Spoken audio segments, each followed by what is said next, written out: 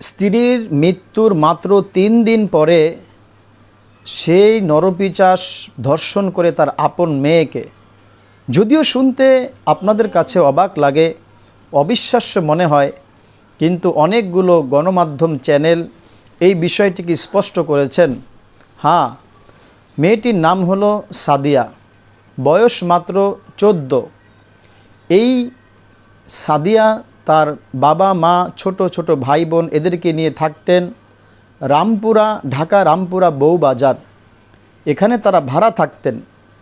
এই সাদিয়ার মা মাত্র 3 দিন হলো মৃত্যুবরণ করেছেন, কিন্তু এই সাদিয়ার বাবা তার স্ত্রী, ওই ব্যক্তির স্ত্রী অর্থাৎ সাদিয়ার মা যখন মৃত্যুর মাত্র 2 থেকে 3 দিন পেরোলো, 2 দিন মাত্র 3 দিন পার হলো, এই নরপিশাচ বাবা তার মেয়ের সাথে শারীরিক সম্পর্ক করে ফেলেন, নাউজুবিল্লাহ মিন জালিক। অথচ এটি তার আপন ঔরসজাত সন্তান মেয়ে।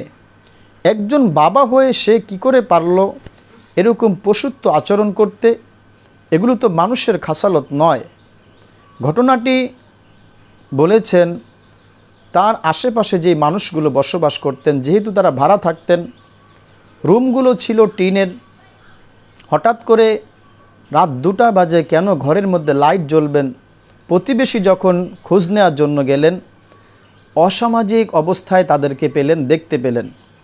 সাথে সাথে তারা বললেন যে ভাই, আপনার আপন মেয়ের সাথে আপনি এই কাজ কেমন করে করতে পারলেন? যখন প্রতিবেশীগণ হাতে নাতে ধরে ফেললেন, তখন তিনি বলেছেন, ওই বাবা, নামধারী বাবা, যে আমি ভুল করে ফেলেছি, অন্যায় করে ফেলেছি, এমনটি আর করব না। এতক্ষণে তো যা হওয়ার তাই হয়ে গেছে। দেখুন, আজকে যদি এই ধরনের অপকর্মদের, এই ধরনের দুশ্চরিত্র মানুষদের বিচারের আওতায় এনে বিচারের শাস্তি দাবিতে সর্বোচ্চ বিচার না করা যায়, তাহলে আর কত মেয়েকে না যেন ধর্ষিত হতে হয়, সাদিয়ার মতন আরও কত মানুষকে না যেন এমন নীরব বিচ্ছিন্ন অন্ধকারের জীবন কাটাতে হয়। তথ্য তালাশ নিয়ে দেখা গেছে এই সাদিয়া শুধু একবার ধর্ষিত হয়নি, একাধিকবার তার সাথে এরকম অমানবিক পশুত্ব আচরণ করা হয়েছে। লোকলজ্জায়, মানুষের কাছে লজ্জার কারণে সে বলতে পারেনি, কিন্তু শেষে আল্লাহ পাক প্রকাশ করে দিয়েছেন। এই সমস্ত নরপিশাচ পশুদের সর্বোচ্চ শাস্তির ব্যবস্থা যদি প্রশাসন এবং দেশের প্রেসিডেন্টগণ না করেন, তাহলে আগামী ভবিষ্যতে আমাদের মেয়েগুলো নিরাপদ নয়, আমাদের সন্তানগুলো নিরাপদ নয়।